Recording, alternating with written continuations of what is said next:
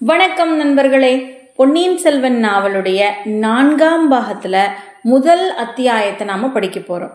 3வது பாகத்துல பொன்னியின் செல்வன் இலங்கையை விட்டு எப்படியோ தமிழகத்திற்கு வந்து சேர்ந்து விட்டார் அப்படின்னு பார்த்தோம். கோடிக்கரைக்கு வந்து அவருடைய காய்ச்சலும் குணமாகிருச்சு, அக்காவையும் பார்த்துட்டாரு அப்படின்னு போன அத்தியாயங்கள்ல நாம பார்த்தோம். இப்ப நாம முக்கியமான ஒரு நபரை சந்திக்க போறோம். அவர்தான் நம் சோழ சாம்ராஜ்யத்தின் முடி இளவரசன் ஆதித்த கரிகாலன். ஆதித்த கரிகாலன் ரொம்ப காலமா தன்னுடைய தந்தையை வந்து பார்க்காமே இருக்கிறார். அதற்கு பல காரணங்களை பலரும் சொல்றாங்க. உண்மையான காரணம் என்ன அப்படிங்கறத ஆதித்த கரிகாலன் தான் சொல்லணும். அவன் மனதில் இருக்கக்கூடிய வேதனைகள் என்னென்ன, அவனுடைய ஆசைகள் என்னென்ன, இதையெல்லாம் இனி வர்ற அத்தியாயங்களை நம்ம படிச்சு தெரிஞ்சுக்க போறோம்.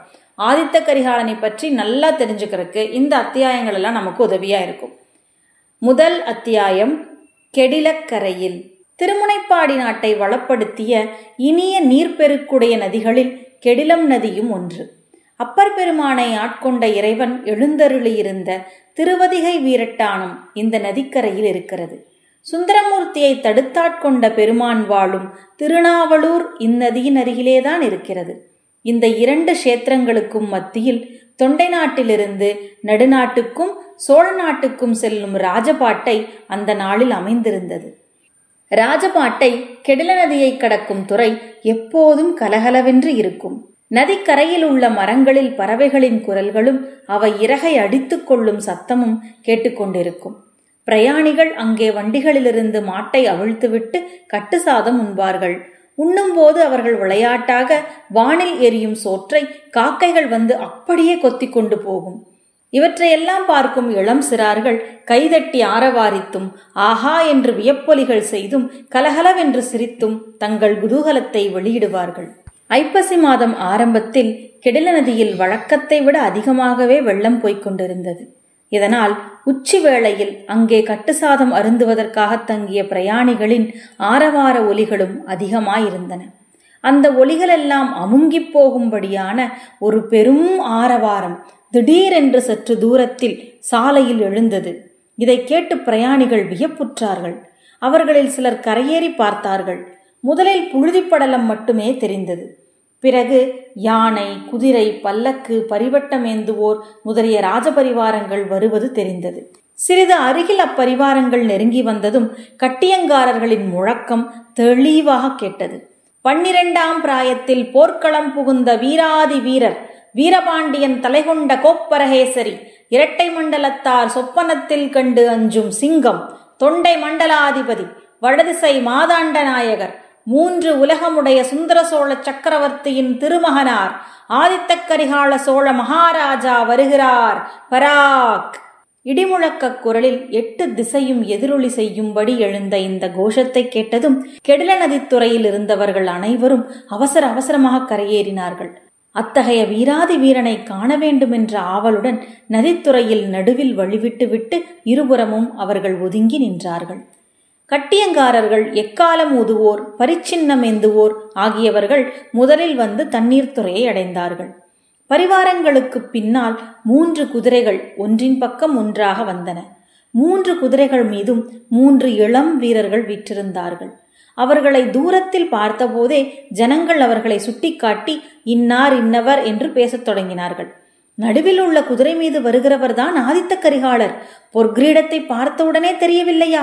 வெயில் படும்போது எப்படி கிரீடம் ஜொலிக்கிறது என்றான் ஒருவன். இந்த கிரீடத்தை போய் சொல்ல போகிறாயே? கரிகால் வளவன் அணிந்திருந்த மணிமகுடத்தை இவர் சிரசில் தாங்கும் போதல்லவா பார்க்க வேண்டும். அது கோடி சூரிய பிரகாசமாக கண்களை கூசும்படி ஜொலிக்குமாம் என்றான் இன்னொருவன். அது கரிகால் வளவன் கிரீடமல்ல தம்பி, அப்படி சம்பிரதாயமாக சொல்வதுதான். பராந்தக சக்கரவர்த்தியின் காலத்தில் செய்த மணிமகுடத்தை தான் இப்போது சுந்தர சோழர் அணிந்திருக்கிறார். இன்னும் எத்தனை நாளைக்கோ தெரியவில்லை என்றான் மற்றொருவன். சுந்தர சோழரின் வாழ்நாளை இப்படித்தான் சில காலமாக எண்ணிக்கொண்டிருக்கிறார்கள். அவர் சிரஞ்சீவியாயிருப்பார் என்று தோன்றுகிறது என்றான் முதலில் பேசியவன். நன்றாயிருக்கட்டும், அவர் உயிரோடு இருக்கும் வரையில் நாடு நகரமெல்லாம் குழப்பமில்லாமல் இருக்கும். அப்படி சொல்வதற்கில்லை. பொன்னியின் செல்வனை கடல் கொண்டு விட்டதாக செய்தி வந்ததிலிருந்து சோழ நாடெங்கும் ஒரே அல்லோல கல்லோலமாய் இருக்கிறதாம். எப்போது சண்டை மூழுமோ என்று அங்கிருந்து வந்தவர்கள் எல்லாரும் சொல்லிக் கொள்கிறார்கள். யாருக்கும் யாருக்கும் சண்டை? எதற்காக சண்டை? பழுவேட்டரையர்களுக்கும் கொடும்பாளூர் வேளாருக்கும் சண்டை மூழும் என்று சொல்லுகிறார்கள். அப்படியொன்றும் ஏற்படாமல் தடுப்பதற்காகத்தான் கடம்பூர் சம்புவரையர் மாளிகையில் சிற்றரசர்கள் கூடுகிறார்களாம். ஆதித்த கரிகாலரும் அங்கேதான் போகிறாராம். குதிரைகள் நெருங்கி வந்துவிட்டன, இறைந்து பேசாதீர்கள் என்று ஒருவன் எச்சரித்துவிட்டு, இளவரசர் ஆதித்த கரிகாலரின் முகம் எவ்வளவு வாட்டமடைந்திருக்கிறது பார்த்தாயா என்று கேட்டான். அவர் முகம் வாட்டமடைந்து இல்லாமல் எப்படி இருக்கும்? ஆதித்த கரிகாலருக்கு தம்பியின் பேரில் பிராணன். அப்படிப்பட்ட தம்பியை பற்றி தகவல் தெரியவில்லை என்றால் தமையனுக்கு வருத்தமாயிராதா? தந்தையோ நடமாட்டமில்லாமல் இருக்கிறார். இதெல்லாம் உலகத்தில் இயற்கை தம்பி.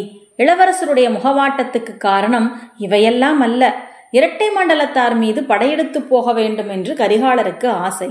அது கைகூடவில்லையே என்றுதான் கவலை. அது ஏன் கைகூடவில்லை? யார் இவரை படையெடுத்து போக வேண்டாம் என்று தடுக்கிறார்கள்? வேறு யார்? பழுவேட்டரையர்கள்தான். படையெடுப்புக்கு வேண்டிய தளவாட சாமக்கிரியைகள் கொடுக்க மறுக்கிறார்களாம். ஏதேதோ இல்லாத காரணங்களை எல்லாம் கற்பித்து சொல்லுகிறார்கள். உண்மை காரணம் உங்கள் ஒருவருக்கும் தெரியவில்லை என்றான் ஒருவன்.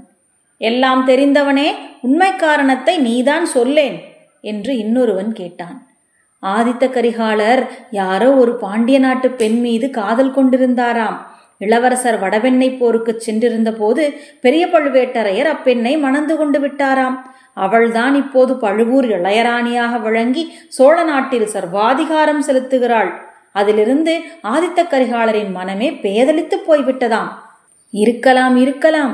உலகத்தில் எல்லா சண்டைகளுக்கும் யாராவது ஒரு பெண் தான் காரணமாயிருப்பாள் என்று பெரியவர்கள் சொல்லியிருக்கிறார்கள் அல்லவா? எந்த பெரியவர்கள் தம்பி அப்படி சொல்லியிருக்கிறார்கள்? சுத்த பைத்தியக்காரத்தனம். இளவரசர் ஒரு பெண்ணை விரும்பினார் என்றால் அவள் போய் ஒரு 60 வயது கிழவனை மணந்து கொள்ளுவாளா? சொல்லுகிறவர்கள் சொன்னால் கேட்பவர்களுக்கு மதியில்லையா? அப்படியானால் ஆதித்த கரிகாலருக்கு இன்னும் கல்யாணமாகாமல் இருப்பது ஏன்? நீர்தான் சொல்லுமே. சும்மா இருங்கள், இதோ நெருங்கி வந்து விட்டார்கள். இளவரசருக்கு வலதுபுறத்தில் வருகிறவன் தான் பார்த்திபேந்திர பல்லவன் போல் இருக்கிறது. இடதுபுறத்தில் வருகின்றவன் யார்? வானர் குலத்து வந்தியத்தேவனா? இல்லை இல்லை, கடம்பூர் சம்புவரையர் மகன் கந்தமாறன். ஓலை கொடுத்து அனுப்பினால் இளவரசர் ஒருவேளை வரமாட்டார் என்று சம்புவரையர் தன் மகனையே அவரை அழைத்து வர அனுப்பியிருக்கிறார். இதிலிருந்தே ஏதோ விஷயம் மிக முக்கியமானது என்று தெரிகிறது. அந்த முக்கியமான விஷயம் ராஜரீக சம்பந்தமானதாகவும் இருக்கலாம், அல்லது கல்யாண சம்பந்தமானதாகவும் இருக்கலாம். ஆதித்த கரிகாலருக்கு திருமணமாகாதிருக்கும் வரையில் சிற்றரசர்கள் அவரை வலை போட்டு பிடிக்க முயன்று கொண்டுதான் இருப்பார்கள். முதலில் அவரை மணந்து கொள்ளும் பெண் சோழ சாம்ராஜ்யத்தின் சிங்காசனத்தில் அமரும் பாக்கியம் பெறுவாள் அல்லவா? மேற்கண்டவாறெல்லாம் கெடில நதிக்கரையில் வேடிக்கை பார்த்து கொண்டு நின்றிருந்த ஜனங்கள் பலவிதமாக பேசிக் கொண்டிருந்தார்கள். 3 குதிரைகளும் வந்து தண்ணீர் கரையோரம் நின்றன. குதிரைகளுக்கு பின்னால் வந்த ரதம் சற்று அப்பால் அரச மரத்தடியில் நின்றது. அந்த ரதத்தில் 80 பிராயமான வீரக்கிழவர் திருக்கோவலூர் மலையமான் இருந்தார். தண்ணீர் கரையோரத்தில் குதிரை மேலிருந்த வண்ணம் ஆதித்த கரிகாலன் திரும்பி அவரை பார்த்தான். இதோடு முதல் அத்தியாயம் முடிந்தது.